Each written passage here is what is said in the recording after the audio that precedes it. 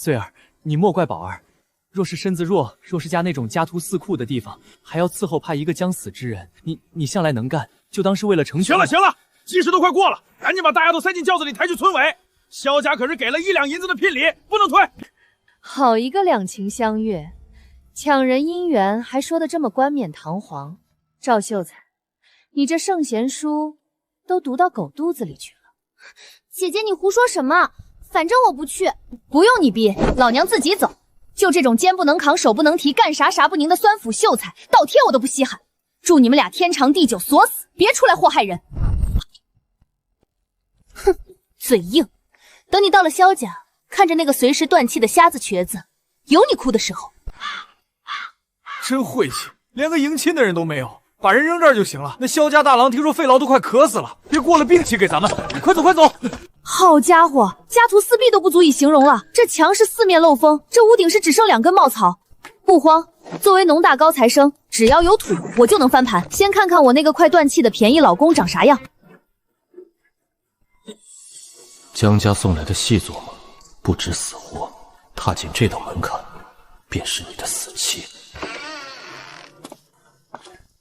我去，这高挺的鼻梁，这完美的下颌线，这战损版的破碎感，赚了！江宝儿那个瞎子居然把这么极品的帅哥让给我了。美人别怕，虽然你又瞎又瘸还病弱，但只要有我江穗一口饭吃，就绝对饿不着你。你这颜值，病死太暴殄天物了，以后我罩你。哎呀，别激动，乖，你先坐着，我去厨房看看有什么能吃的。这屋里太冷了，我顺便把这破洞糊一糊，不然今晚咱们俩都得冻死。这女人到底在搞什么名堂？罩我，还要糊墙，本王倒要看看你玩什么花样。吃完你做的这顿饭，我们再做个了结。巧妇难为无米之炊，只能做完野葱拌面了。好在猪油还有一点。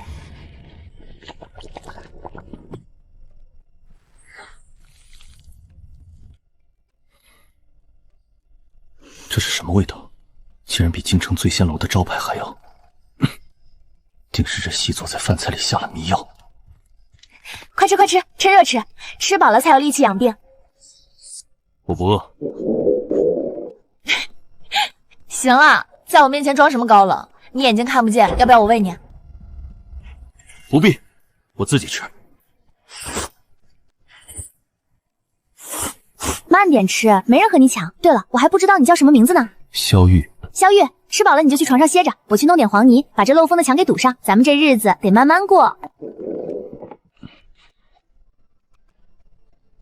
罢了，暂且留他一段时间。这面确实不错。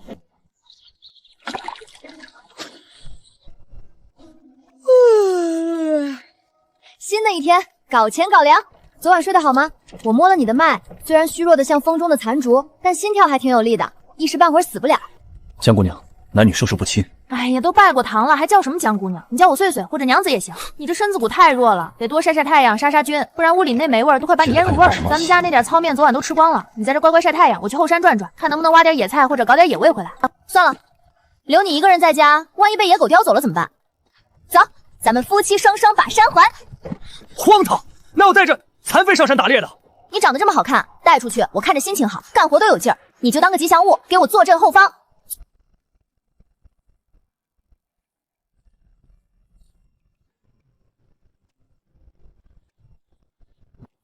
主子，您若是被绑架了，就眨眨眼啊！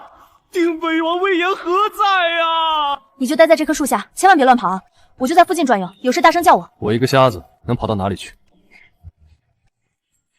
野生木耳，好东西，摘了。紫苏，回去可以去腥，摘了。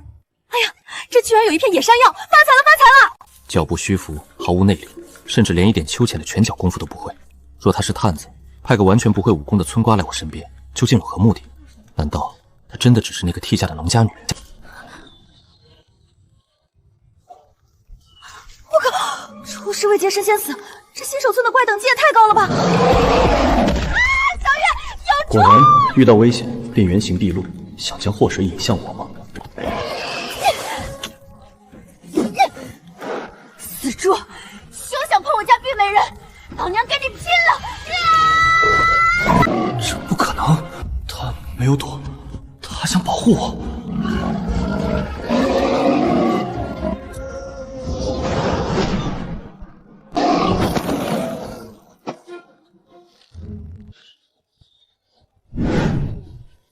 天哪，这怎么回事？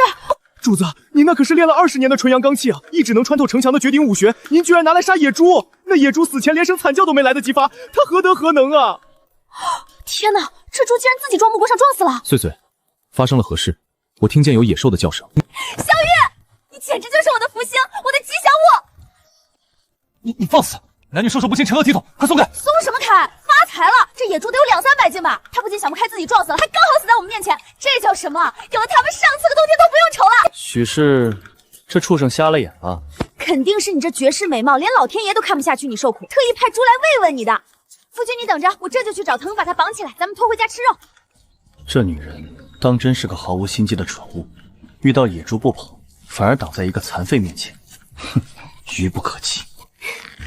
走喽，打道回府。今晚咱们吃杀猪菜、红烧肉、排骨汤，大补，把你养得白白胖胖的。不知羞耻！哎呀，赵哥哥对我就是好，这镯子可是镇上银楼买的，不像我那苦命的姐姐嫁给个快死的瘸子，这会儿说不定正抱着瘸子哭，连晚饭都吃不上呢。斯文扫地，萧家确实困难。若是他们实在过不下去，我这做妹夫的也愿意施舍他们几斗粗糠。我的个乖乖，那是后山的野猪王吗？大丫头，这哪来的啊？我家夫君忘妻，我们上山晒个太阳。这野猪看我家夫君长得太俊，一激动自己撞树上撞死了。没办法，盛情难却，只能拖回来了。这绝对不可能！野猪怎么可能自己撞死？肯定是你偷的！偷的？你去后山偷个300斤的活野猪给我看看。江宝儿，你要是眼红就直说。还有你，赵秀才，你的粗糠自己留着吃吧。我家夫君现在要吃红烧肉了。走，夫君，回家吃肉。狐假虎威，不过这借口倒是找得清奇。这膘肥体壮的，放在现代得卖多少钱啊？作为农大动科学院的优秀毕业生，今天就让你见识见识什么叫专业分解。这切姐的手法，没有经年累月的训练，绝不可能如此利落。她果然不简单，在我面前如此展示，是在试探我吗？王爷威仪，这女魔头片肉的刀法，简直比咱们安阁的刑罚堂还要变态。洗刷刷，洗刷刷，五花肉用来红烧，板油用来炸油，排骨炖个汤，完美。夫君，你再忍忍，马上开饭。不吃这等粗鄙之物，野猪肉腥臊难以下咽。我加了后山采的紫苏和驱腥草，保证你把舌头都吞下去。你这娇弱的肠胃，就等着被我征服吧。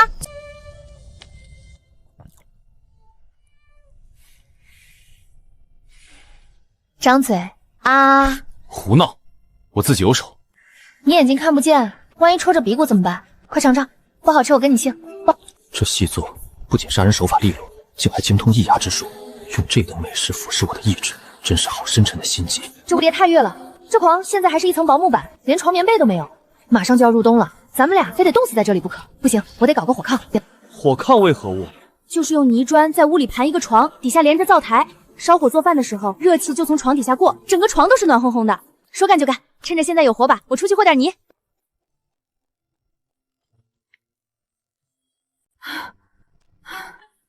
唉，形状是出来了，可是这泥太湿了，最近又没有大太阳，估计得阴干半个月才能烧火。今晚只能凑合在草堆上冻一晚上了。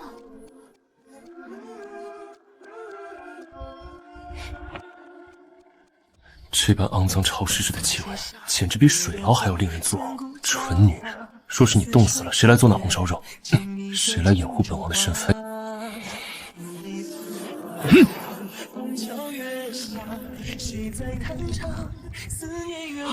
我的老天爷！王爷居然动用了纯阳无极功，那是当年在极北冰原斩杀血魔时才用的绝招啊！王爷这是在……王爷竟然在用纯阳内力轰泥巴，暴殄天物！暴殄天物啊！先皇若是泉下有知，棺材板都要压不住了。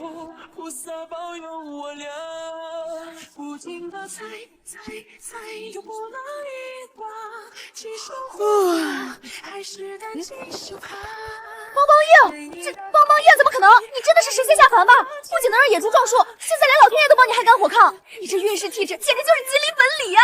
许是昨夜风大，吹干的吧？管他怎么干的，今天晚上咱们就能睡暖烘烘的热炕头了。夫君，你等着，我今天就把剩下的野猪肉处理了，背到镇上去卖。咱们家的第1桶金马上就要来了。拿她走了，本王怎么会遇到这种女人？这么真好骗。去，哪儿来的村姑？要饭去后巷。咱们醉仙楼是什么地方？也是你能进的？小二哥，我不常来，但你们掌柜的今天要是错过了我，这醉仙楼第1的招牌，怕是要保不住了。这什么味儿？怎么这么香？哎呦，这位小娘子，里边请，里边请！妙啊，太妙了！大雍炒的猪肉历来有股散不去的腥臊味，小娘子肉不仅去除了腥味，还入口即化，肉香浓郁。若是上了我这酒楼的菜单，定能引发轰动。不仅是这肉，掌柜的，您看，这怎么雪花猪油？炒菜做糕点一般的菜油和吃白。掌柜的，明人不说暗话，我这秘制红烧肉方加上这1杯洛酸油热花料油，一口价50两银子，以后我每天稳定给你们供货。好，50两就50两。小娘子是个爽快人，这买卖我醉仙楼做了。发家致富第1步完美达成，接下来该去给家里那位傲娇的病美人买几身高档料子的衣裳了。我江穗的男人绝不能穿打补丁的衣服，不差钱。米面有了，调料齐了，接下来得给家里那位傲娇的病美人置办点行头。老板，把你这儿最柔软、最保暖的细棉布拿出来，还有照着身高8尺、肩宽腰窄的标准，给我拿2套现成的成衣，要玄色和月白色的。哎呦，小娘子好眼光，这细棉布贴身穿最是舒服，不伤皮肤。我家夫君那细皮嫩肉的，穿粗布肯定磨得慌，这布料才配得上他的盛世美颜。基建第2步，日化用品搞起来。等我把肥皂做出来，非得把大雍朝的贵妇们钱包掏空不可。老板，给我包2只刚出炉的烤鸭，最肥的那种。啧，这破地方是人住的吗？一股子穷酸味儿。赵哥哥，你看大姐姐嫁过来，怕是连饭都吃不上呢。哎，江家大丫头也是个命苦的。萧家大郎，若是你们实在揭不开锅，我那儿还有些昨日吃剩的杂摆青。左边这个女的割了舌头，右边这个男的打碎满口牙，应该能安静些。哪来的野狗在我家院子里撒野？你哪里来的这么多好东西？你是不是去镇上偷东西了？我要去告官抓你！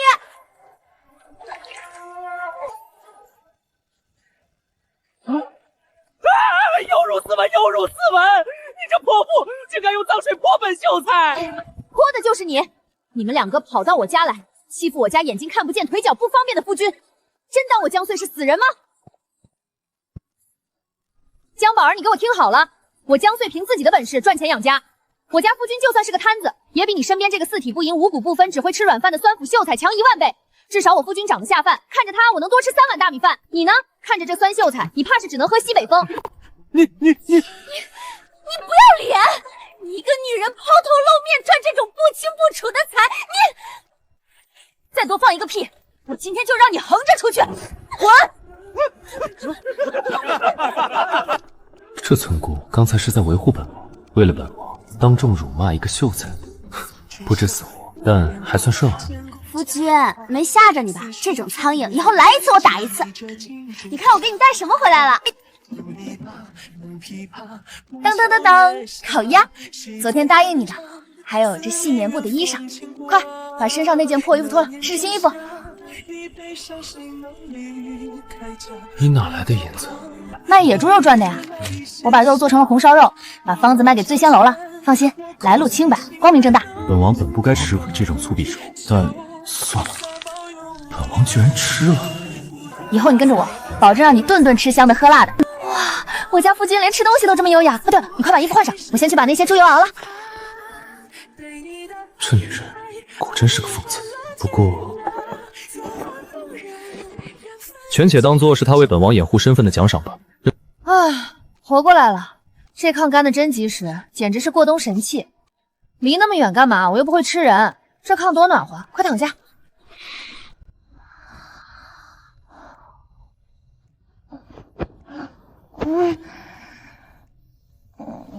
大黑别闹，好凉快。江穗，你给我松开！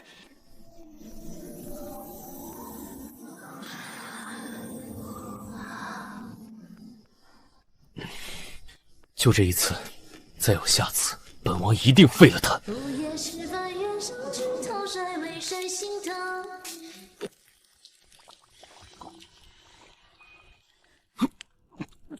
江穗，你在煮什么毒药？不是毒药，是发家致富的秘密武器。夫君，你再忍忍，马上就要造化反应了。这女魔头一定是在炼制什么新型毒气。王爷，属下这就下来带你杀出重围。给你1炷香的时间，把这锅秽物处理掉，否则本王我便自己动手砸了他。成了，凝固了。当当当！夫君请看，大雍朝第1代去污神器手工仪子诞生了。拿开！这等粗制滥造之物也配叫神器？你别不信啊！大雍朝现在的富贵人家洗衣服，要么用草木灰，要么用皂角，洗不干净不说，还伤手伤衣服。你看看我这个。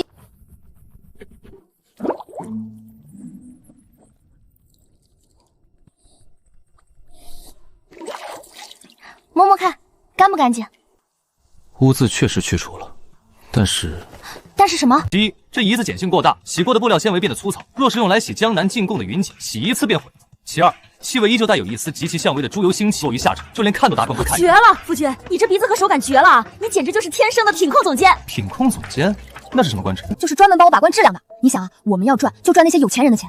有钱人最怕什么？怕不够精致，怕不够独特。你以前肯定是个大户人家的少爷，眼光高。收到总监的反馈意见，我明天是野花提炼精油，再加上蜂蜜和珍珠粉，我非得做出让你这挑剔狂都挑不出毛病的顶级香皂不可。不知所谓。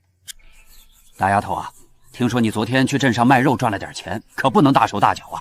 马上就要入冬了，地里的庄稼都收了，河道也快枯了。你昨天说要搞什么反季节种菜，那不是胡闹吗？老天爷不让冬天长菜，你能违仇天意？村长伯伯，人定胜天，只要温度够，水分足，冬天照样能种出绿油油的青菜。你看，这就是我设计的水排车，只要把它架在村口的河道上，利用水流的落差，哪怕是枯水期，也能日夜不停的把水抽上来，灌溉咱们靠山村的上百亩旱地。自己往高流，你这丫头莫不是发烧熟度了？这要用多少木料？咱们村可没这个闲钱陪你折腾。不用村里出钱，造水车的钱我江穗包了。不仅如此，等水车造好，我不收大家1文钱水费，免费让大家灌溉。但我只有一个条件，你得发动村里的壮劳力，帮我盖几个蔬菜大棚，贡献我照付。大头，你拿真的？比真金还真。这水车的核心轴承需要极其粗壮且坚硬的百年铁木，咱们后山倒是有，可惜太粗了。那得10几个人抬，你简直是异想天开。难道还得花高价去镇上买木料？可是50两银子得留着买种子和薄膜替代品。唉，要是天上能掉下一根百年铁木就好了。满脑子奇思妙想，却连根木头都搞不定，罢了。王爷，您终于要下令诛杀叛逆了吗？属下的刀已经饥渴难耐。去后山。是。去后山剿灭敌军暗桩。去后山找一棵最粗的百年题木，用你的破军刀钢将它砍断。啊？砍树？不仅要砍断，还要剥去树皮，削成直径2尺的圆柱，不可有一丝毛刺。天亮之前扛到院门外，动作要轻，不可吵醒夫人。属下练的是干架的刀法，不是木匠的袍子啊！而且，夫人，你真的把那个逼你舐犊的村姑当夫人了？本王做事何时轮到你来智慧？还是说你想去暗阁刑堂领罚？大黑，真乖，明天给你买骨头。造水车，本王倒要看看你这小小的村姑究竟能掀起多大的风浪。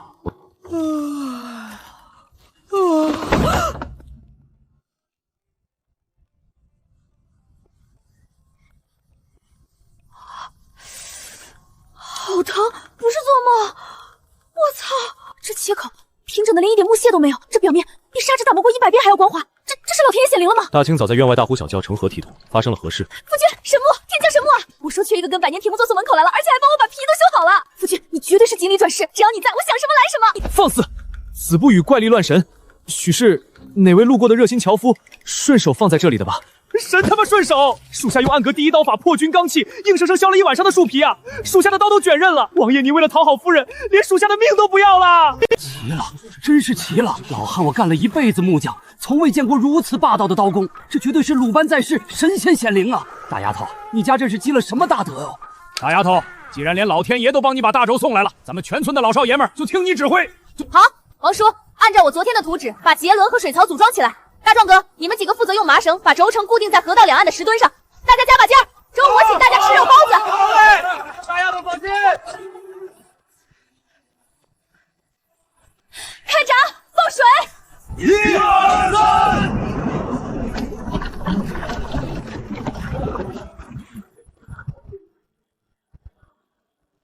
3。水自己流到地里去了。老天爷呀，这不用人力挑水，1天12个时辰都在灌溉，咱们靠山村以后再也不怕大旱了呀！神迹，这是神迹呀！大丫头，你真是河神派来救咱们靠山村的活菩萨！哎呀，大家快起来！这不是什么河神显灵，这叫水力学，这叫势能转化为动能。只要大家跟着我干，以后不仅有水浇地，我还能让大家冬天都能吃上新鲜的绿叶菜，每家每户都能盖上大瓦房。势能、动能，你这小脑袋里到底还装着多少令人惊叹的秘密？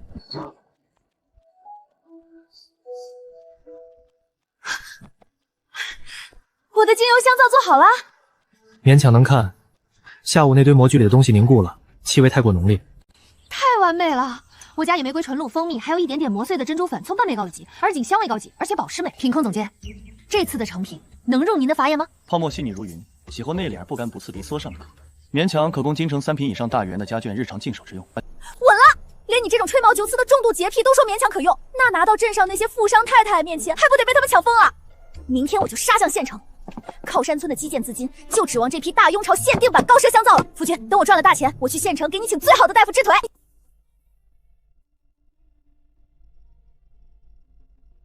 治腿？本王的腿不过是寒毒未清，随时可以站起来。若他知道本王一直在骗他，凭什么？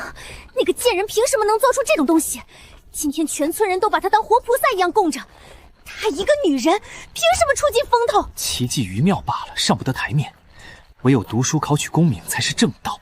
赵哥哥，他今天造水车出了那么大的风头，明天肯定又要去镇上卖呢。她一个女人家，经常抛头露面，手里又攥着那么多银子。宝儿，你的意思是，你不如给他递个话。江穗那丫头身上肯定藏着赚钱的门道，这靠山村的水车和那些白花哥得进京赶考的问出来。这会不会有辱斯文？万一闹出人命，不过是吓唬吓唬的。再说她一个嫁给残废的泼妇，被地痞流氓教训一顿，谁会她出头？她那个快死的瘸子夫君吗？宝儿说的对，我为了天下苍生，偶尔借用一些非常手段筹集盘缠也是迫不得已。明日我便去镇上见一见那位赖当家。夫君，我今天要去县城一趟，午饭我给你焖在锅里了，你一个人在家乖乖晒太阳，别乱跑啊！等我今天赚了大钱，回来给你带县城里最有名的巨福斋的桂花糕。早去早回，财不外露，自己当心。知道了，我家夫君还会关心人了，真乖。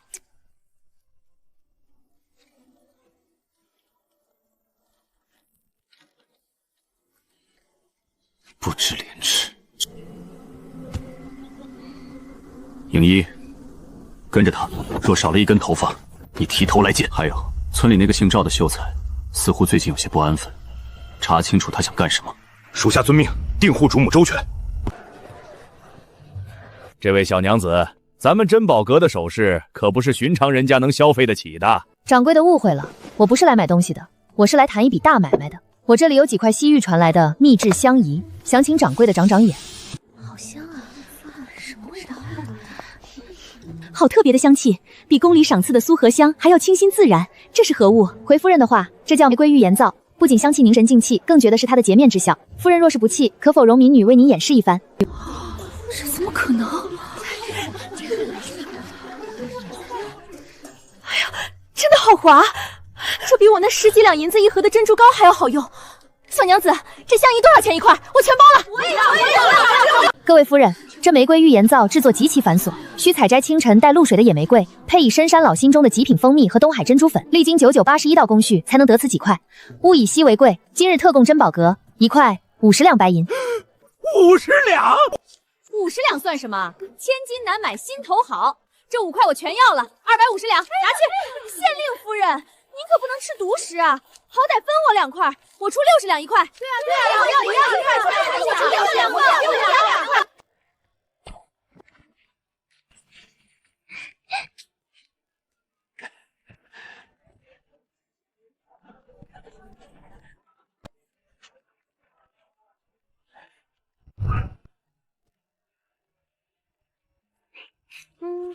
小娘子，听说你今天在珍宝阁发了笔横财啊！见者有份，把银票和你做香仪的秘方交出来，大爷我今天就放你一条生路，不然大爷几个今天就让你知道什么叫生不如死。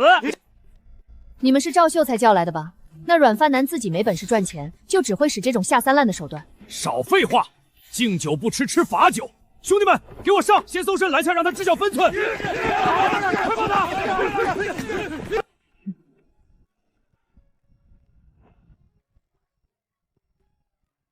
看我的暴雨梨花石灰粉！我的眼睛，辣死我了！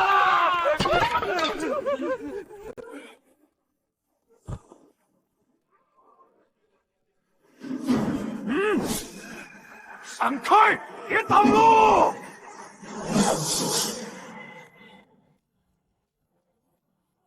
找死！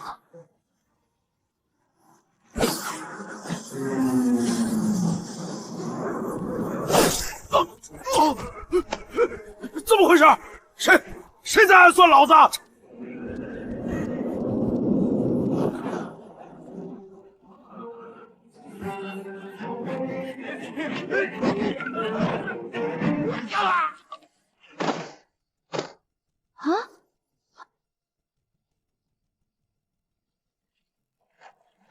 夫君，表哥，你们怎么来了？那啥，表弟妹啊，表弟他在家担心你，非逼着我推他出来接你。我们也是刚到。哎呀，这些人是怎么回事？怎么都躺在地上啊？小雨，这么远的路，路又这么难走，你腿不好，万一摔了怎么办？无碍，你没事吧？可有受伤？我没事，这群蠢货可能亏心事做多了，老天爷都看不过去，冲过来不是自己摔断牙，就是自己敲晕自己。这个带头的还给我下跪磕头呢！见鬼了！大侠饶命！大侠饶命啊！叫什么大侠，瞎喊什么？这是我家病弱不能自理的夫君，滚回去告诉赵秀才，他要是再敢惹我，我就带着全村的壮汉把他家祖坟给平了。滚！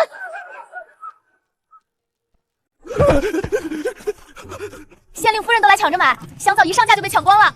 夫君，你摸摸，500两，咱们发财了！我不仅卖了香皂，还拿到了珍宝阁的长期契约。这下咱们村建蔬菜大棚的钱有了，给你买人参燕窝补身体的钱也有了。你赚了银子，为何要交给我？你不怕我卷款逃了？逃？你能逃到哪里去？你这又瞎又瘸的，没有我你连饭都吃不上呢。再说了，我们是夫妻啊，你在家貌美如花，我在外赚钱养家，这是天经地义的事情。好。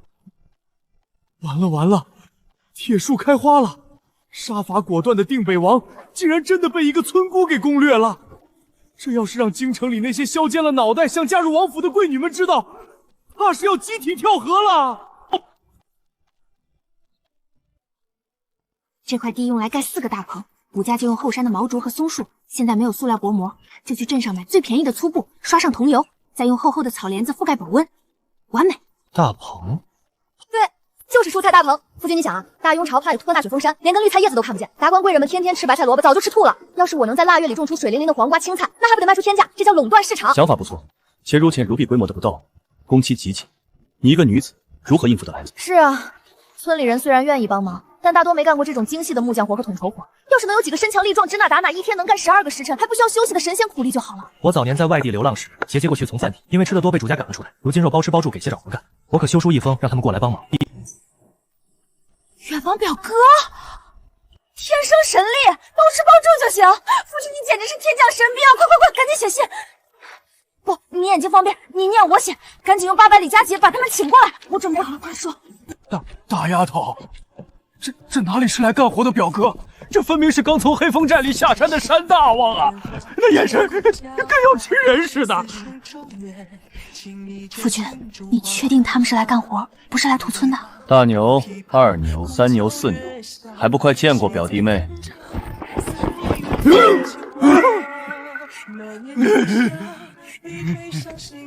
大牛、2牛、3牛、4牛，见过表弟妹。表弟妹好。表哥们好，大老远来辛苦了。既然是夫君的亲戚，那就是我江穗的自己人。咱们家的规矩是，今天中午大肉包子就不亏待哦，吃饱了下午就开工。表弟妹放心，我们几个的身子骨结实得很。要的就是这种精神。走，吃饭去。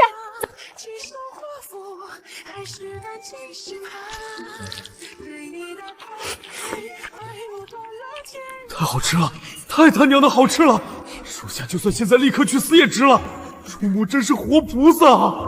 原来这才是人过的日子，我以前的20年简直是活在狗肚子里了。夫君，你这些表哥真是实在人，吃得多肯定力气大。这500两银子，我打算拿1半出来当他们的工钱，不能亏待自己人。不必给工钱，包吃几个，他们有口饭吃就感激涕零了。大牛表哥，这些毛竹需要劈成2半，做成大棚的弯弓骨架。2牛表哥，你去把那些松木削成一端尖锐的木桩，要打进地里做承重柱。3牛、4牛表哥，你们负责挖地基。这还是人吗？这是天兵天将下凡了吧？老二，我干了一辈子木匠，就不如人家一双肉掌。这萧家到底是哪路神仙啊？我的个乖乖！夫君说他们天生神力，没说他们是人形高压啊！这生产力简直是跨时代的降维打击啊！今晚是最冷的一晚，得辛苦几位表哥把这几百斤的草帘子拉上去了。不过这棚子太高，搭梯子太慢了。表弟妹放心，交给我们。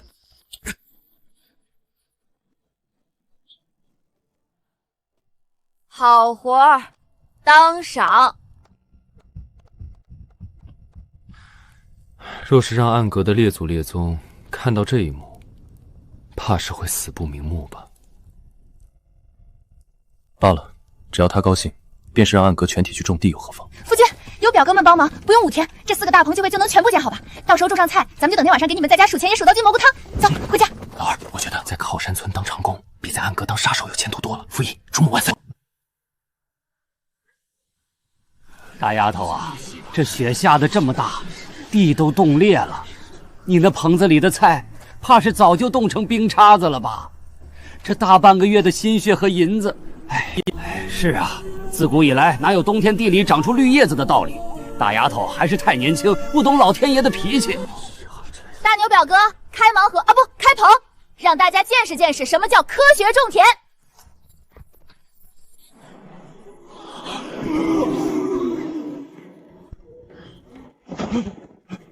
老天爷啊，我是不是老眼昏花了？乡亲们，看清楚了，这不是妖法，这是大棚蔬菜。今年冬天，咱们靠山村不仅不会挨饿，还要靠这些绿叶菜掏空县城里面有些户前人的口袋。主母说的对，这可是我们兄弟几个祈祷，谁敢说他们像是冰渣子，我跟他急。夫君，尝尝，是不是比你以前吃的任何山珍海味都要清甜？甚甜。掌柜的，来大生意了。大雪封路，能有什么大生意？小娘子，你的红烧肉虽然好卖，但这几天连根绿葱都买不到，这菜色实在单调啊！哎，大牛表哥，上货。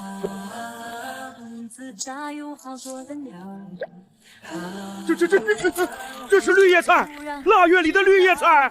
让我看看，掌柜的，这黄瓜我要了，1两银子1根，我要10根，出12万。那筐青菜我全包了，今晚我要在府里大摆宴席。各位老爷别抢，这是我靠山村的独家特产。掌柜的，咱们是老熟人，这批菜我全交给你。至于价格吗？10倍。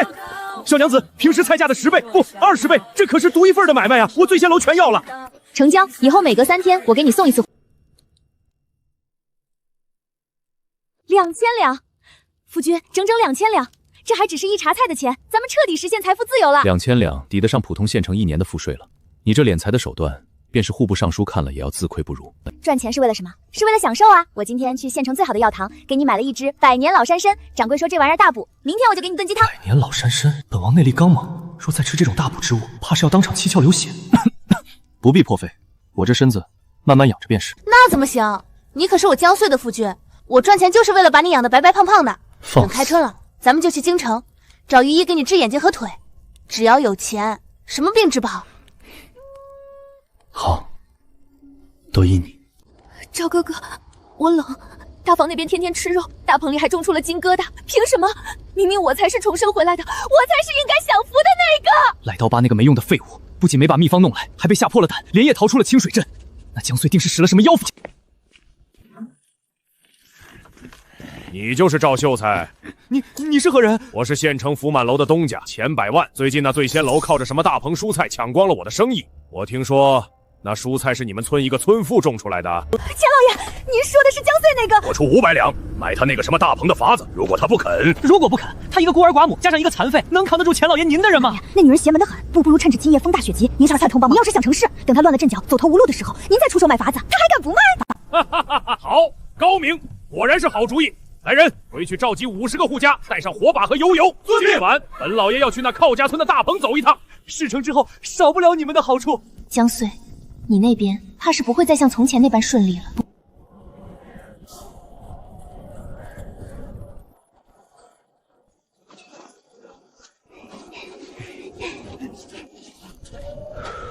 就是这几个棚子，里面种的都是绿叶菜。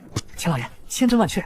那江穗就是个普通种植村妇，您先动着这几座法子，明日他说不得就愿意把法子拿出来说一说。钱老爷，您别太客气了，他那个身子不变的商妇也是个姓马的。来人，把大棚照看一下，油料放上去。若是有人出来，就拦住说句话，有什么情况本老爷来处理。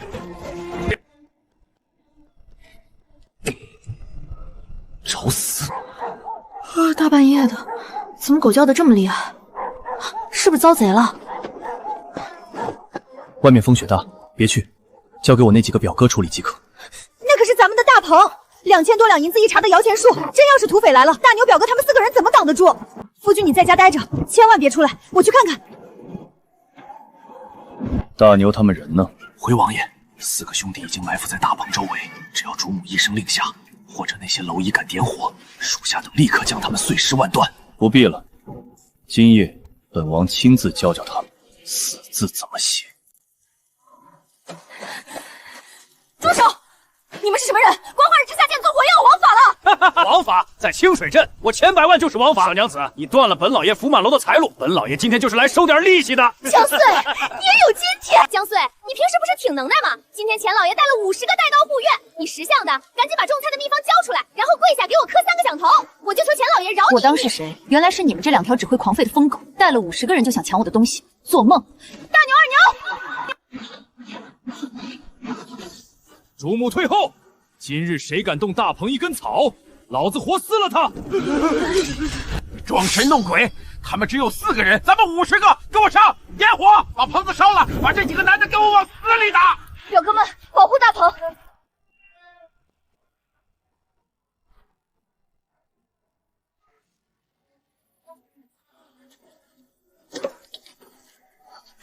陆军，你的眼睛，你能站起来了？你刚才说你要教训谁？你一个残废，装什么大尾巴狼？给我上，先砍死他！小玉，快跑！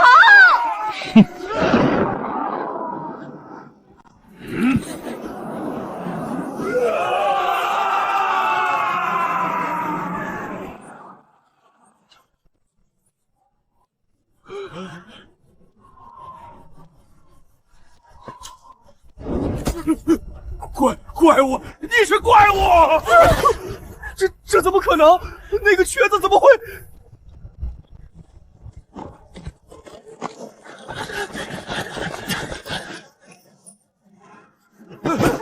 下官清水镇县令，敬救驾来迟，叩见定北王千岁！后爷！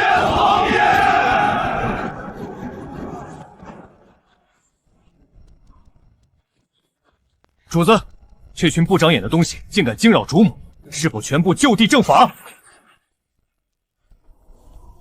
定北王千岁，眼睛没瞎，腿没瘸，还会放冲击波！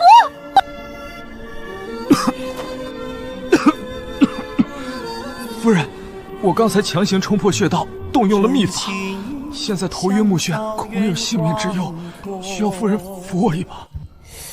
装！你还给我装！刚才一个哼，先飞10几个人的时候不是挺牛逼吗？老娘起早贪黑种地卖肉，把你当个娇弱的病美人娇养着，好吃好喝供着，结果你他妈是个满级大佬，在这跟我玩微服私访呢！夫人息怒，事出有因，听我解释。解释个屁！骗我感情，骗我吃喝，今晚给我睡雪地里反省，别想进老娘的火炕！夫人，雪地寒气重，我错了，那50两私房钱我都上交，可好？不，这叫被主母彻底拿捏了。散了吧，把这些反贼抓大牢去，别吵着主母睡觉。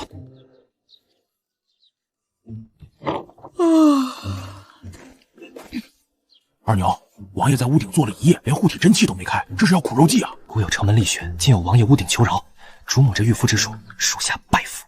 屋顶风景好吗？堂堂王爷，大半夜不睡觉跑屋顶上装什么深沉？也不怕把你那娇贵的寒表给冻发作了？夫人息怒，昨夜夫人不准我进门，我不敢违抗，又怕贼人再来惊扰夫人，便只能在屋顶守夜。昨夜风雪甚大，寒气入体，此刻确实有些头晕。你少来这套！昨晚你先飞10几个人的时候，那真气充沛的能把牛吹上天，现在跟我装小趴太是吧？我虽有内力，但寒毒未侵是事实。夫人若是不信，可摸摸我的手，冷得像冰一样。别动手动脚的！你骗我这么久，我还没原谅你呢。赶紧进屋，把那身湿衣服换了，我还要去大棚看我的菜呢。是，都听夫人的。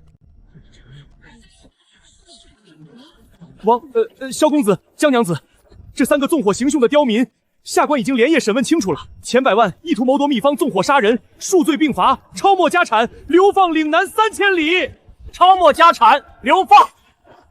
那这2个帮凶呢？赵秀才身为读书人，不思报效朝廷，反而勾结奸商，知法犯法。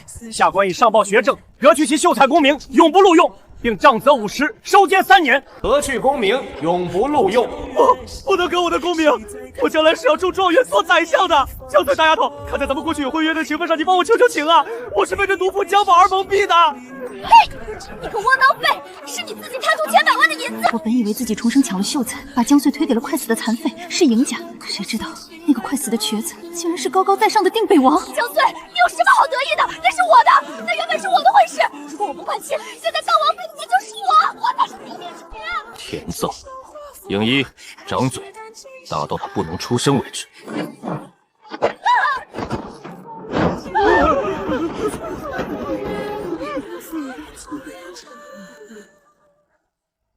江宝儿，你以为换个好男人就能逆天改命？你错了，女人要改命靠的是自己的脑子和双手，而不是把希望寄托在依附别人身上。把他们带走吧。是，来人，把这几个重犯押入死牢。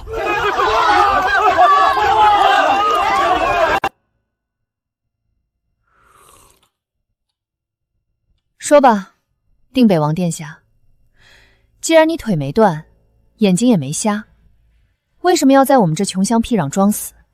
体验生活吗？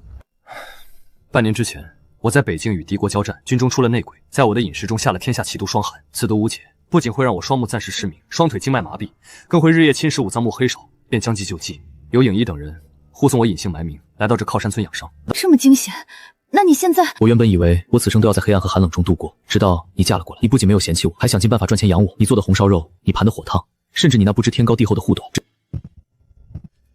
穗穗，我知你欺我瞒你，但我萧玉对天发誓，我对你绝无半分恶意。这盒子里是我定北王府的玄铁虎符，可调动北境10万铁骑，底下是王府在江南的18处庄子、6个盐场的地契，还有京城4个金楼的房契。等会儿，你说什么？盐场、金楼？既然夫人说也都交由府典吃饭，赚钱是为了养家，那为夫的这些身外之物便全部上交夫人保管。我整个人可够夫人消遣。我的妈呀！我本来以为2000两已经是大款了，搞了半天我在首富面前装大款呢。看在你认错态度诚恳且补偿到位的份上，本夫人就勉强原谅你一次。不过死罪可免，活罪难逃。以后家里谁是老大？夫人最大。很好，既然你现在有钱又有权，那咱们靠山村的基建是不是可以升级了？目前咱们的大棚蔬菜在清水镇已经饱和，玫瑰玉盐皂也打出了名气，但这还不够。县城的消费能力有限，我们要把大雍朝最繁华、最有钱的地方——京城。主娘，京城的达官贵人确实人傻钱多，但这大雪封路的蔬菜运到京城，怕是早就烂了。聪明，所以咱们不运菜，咱们运技术。夫君，你刚才说朝堂上有你的政敌想害你？不错，当朝左相和二皇子一等一直忌惮我手中的兵权。好，既然他们竟将买上千古推低，直接这东西建大棚是高端香靠最大的蔬菜基地和最足贩卖建厂，我要让他们有钱都花不出去，眼馋死他们！主母威武，用黄瓜制裁政敌，这招简直是杀人不见血。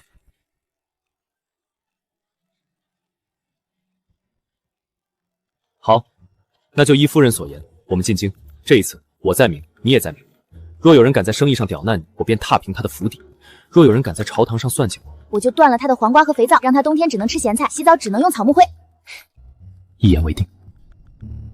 洋人大哥，这片地我全要了。夫人，您没开玩笑吧？这片地虽然大，但全是沙石冻土，连根野草都长不出来。现在又是隆冬，您买回去干嘛？建坟圈子吗？放肆！怎么跟我们主母说话的？哎呦，小的多嘴，小的多嘴，这地便宜，2两银子一亩，上千亩也就2000多两。买，立刻去办红契！大牛表哥，去告赵公起，包吃包住工，签前辈翻倍。咱们要在半亩荒地全部盖上最高规格的琉璃大棚。疯了，真疯了！有钱人的世界小的不懂啊！1000亩琉璃大棚，夫人这手笔比户部拔军爽还要阔绰。只是这琉璃在大雍极其昂贵，造价不菲。你那些金楼和我可是查过账了，放心，不出1个月，我让这些琉璃大棚长出金子来，咱们京城商战的第一枪马上就要打响了。废物，一群废物！不仅没毒死他，居然还让他全须全咬的回到了京城。父亲息怒，定北王虽然活着回来了，但在朝堂上却称病不出，想必是寒毒未清，虚张声势罢了。女儿还听说他这次带回来一个粗鄙的乡下村妇当正妃。不错，一个泥腿子村姑也配做定北王妃，简直滑天下之大喜。二皇子原本还忌惮他与世家联姻，如今他自甘堕落娶个村妇，京城里的权贵谁会把他们放在眼里？父亲放心，明日长公主在梅园举办赏梅千金都会去，女儿已经派人给那村妇递了请帖。好，瑶儿聪明，到了宴席上，你们大可尽情奚落，让全京城的人都看看定北王的眼光有多低贱。只要让那村妇在京城贵族圈里小李抬不起头。女儿定让他知道，这京城的水有多深，不是他一个种地的泥腿子能趟的。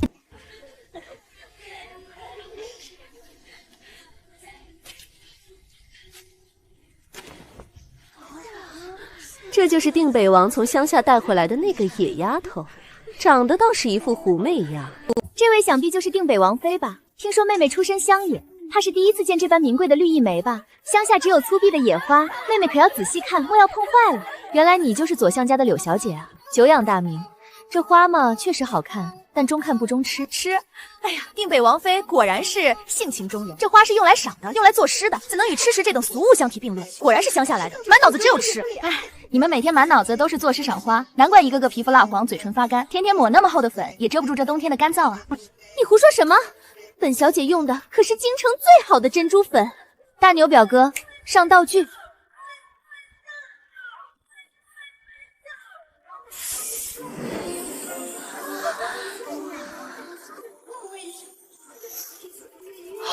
这大雪封山，怎么可能会有新鲜的夏日鲜果？我这乡下人没什么见识，就喜欢吃这等俗物。这叫红颜草莓，不仅好吃，还能美容养颜。至于这上层的嘛，这是我岁岁安瓶商号独家秘制的极光焕颜皂，里面不仅加了极品雪莲、蜂蜜，还有养颜的秘方，其次皮肤水润透亮，抵得上你们涂10盒劣质珍珠粉。哼，奇迹娃玉，谁知道有没有毒？各位夫人，这极光焕颜皂和冬季鲜果目前产量极低，本商后实行 SVYP 会员制。什么叫 SVYP 会员制？我要买，多少钱我都买。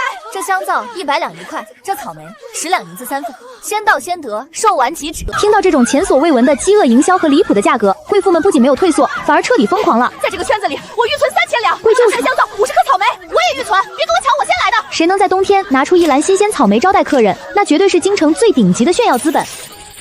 给本小姐也办个什么 SVYP， 把剩下的草莓和香皂都给本小姐包起来。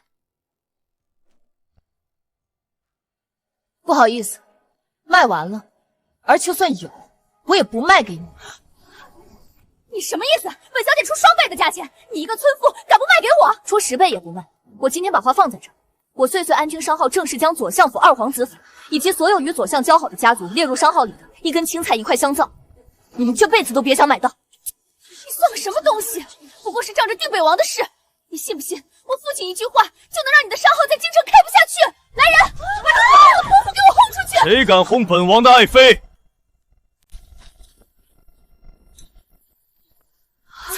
参见定北王千岁。夫人，可有受委屈？我带了300重甲上面，谁若敢对你不敬，我便抄了他的家，给你的大棚当肥料。哼，算你来得及时。有人说要封杀我的商铺呢。左相府好大的威风！既然柳小姐不买本王爱妃的账，来人，传本王军令，立刻起封锁左相府所有采买通道。本王倒要看看，没有我爱妃的点头，左相府这个冬天能不能买到一根葱？王爷，臣女不敢。打商战你还嫩了点，夫君，咱们走，回府署桥去。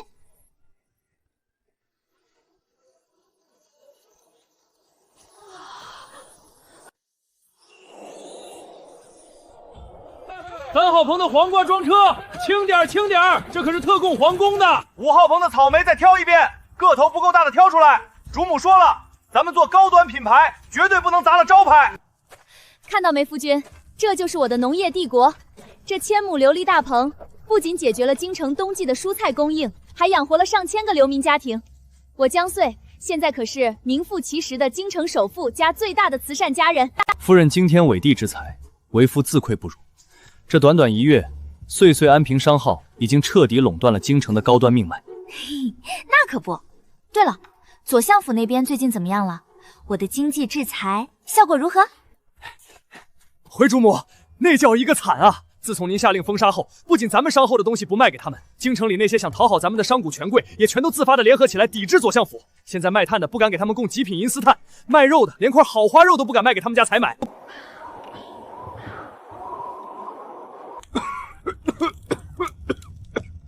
岂有此理！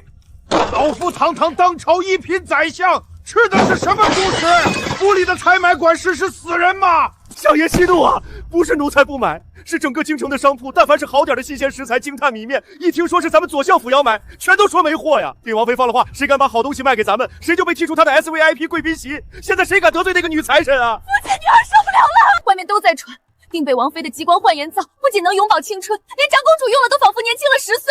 现在京城的千金小姐们个个水灵灵的，只有女儿的脸全毁了。女儿去参加诗会，那些平时跟在我们屁股后面的贱人，居然嘲笑女儿身上一股穷鲜味。欺人太甚！小玉和那个乡下泼妇仗着有几个臭钱，竟敢如此折辱老夫，真以为朝堂是商铺吗？来人，备轿！老夫今日就算是拼了这顶乌纱帽，也要在皇上面前参他一本，定要治萧玉一个纵妻行凶、扰乱京城物价、结党营私之罪。皇上，老臣冤枉啊！那定北王妃仗着财大气粗，纠结商贾，恶意打压朝廷命官，老臣府上如今连一口新鲜青菜都吃不上，小女更被逼得毁了容。求皇握重兵，就在校交友，严惩大肆敛财、掌控物价，此乃查抄其商铺，以谋逆之兆啊！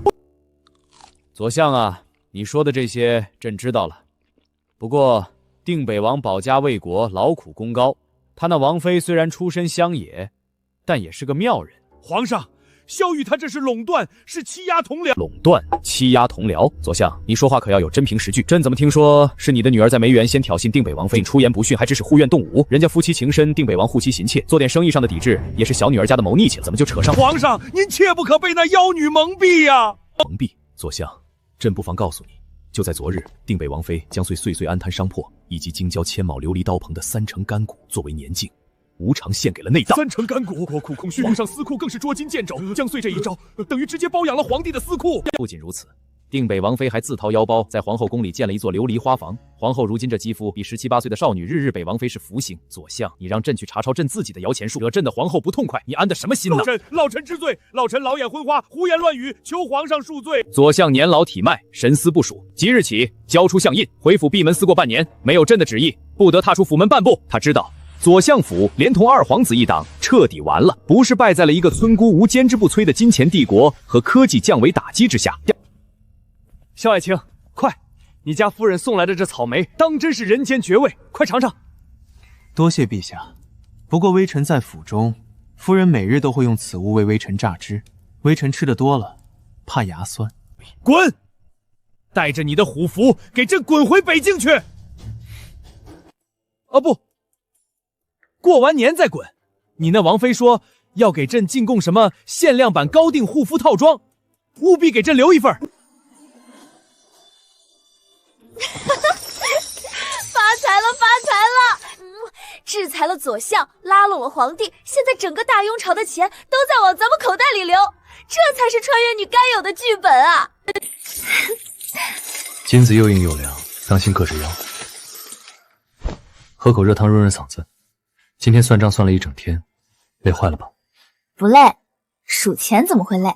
对了，今天皇上没为难你吧？不仅没有为难，反而直接罢了左相的官。夫人这一招金元攻势，比我手中的10万铁骑还要管用。如今朝堂上下皆为夫人马首是瞻。我江岁说罩着你，就一定罩着你。以后你就在家好好当你的美男子，我在外面赚钱养家，保证把你宠上天。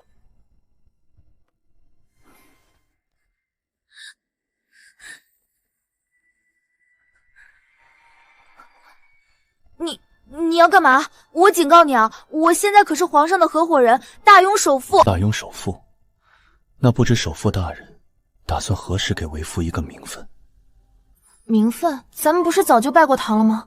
在靠山村的时候。那不算，那是替嫁，那是草率的应付，连一身像样的嫁衣都没有。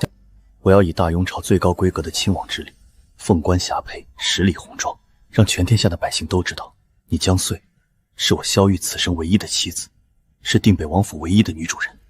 萧玉，你这算是在求婚吗？